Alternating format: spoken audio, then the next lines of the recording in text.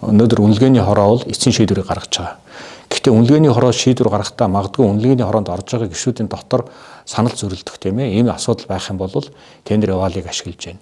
Ер нь хүн болгон үнэлгээний хороонд осгоосоо тендер яваалыг ашиглаж байгаа. Тэгэхээр энэ үнэлгээний хорооны гаргасан шийдвэртэй тендер яваалын систем бол нийцэл бол өнөөдрийн байдлаар бол 97.1% хүрж байгаа. Энийг цаашдаа бид улам нэмэгдүүлэе гэсэн зорилготой ажиллаж байгаа. Мэдээж хэрэг өнөөдөр энэ бол машин сургалтын процесстэй шууд хамаатай. Бид машинаа яаж сургана тийм ээ.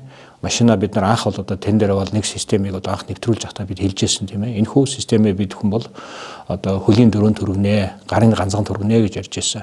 Энэ явдал үйл ажиллагаа маань бас үргэлжлээд явж байна. Ингээд энэ бүгдийг эцэст одоо нэг жил гарсан хугацаанд бид бүхэн ашиглаж байна.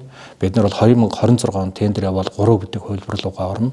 Ер нь бол энэ тендер явал 3 бүтээх хувилбараас эхлээд ер нь бол биднээс Эрдэнэс Монгол одоо компанийн харьяа төрийн эмчийн уулархайн компаниудаар ашиглая гэсэн одоо зорилтыг биднээс Эрдэнэс Монгол компани, за төрийн худалдаа авах ажиллагааны газар, сангийн яам болон одоо бүх холбогдох төрийн байгууллагатайгаа бид бас ярилцаа явж байгаа. Тэгэхээр ингэснээр одоо ер нь бол одоо энэ тендер зарлж байгаа төрийн эмчийн уулархайн компаниуд, энэхүү тендерт оролцож байгаа ханган нийлүүлэгч, бизнес эрхлэгчид компаниудын хоорондын ихтгэл сэргэнэ. Иргэдийн ихтгэл бас сэргэнэ. Ийм ажил бүгдэлтэй гэж хэлхийг хүсэж байна.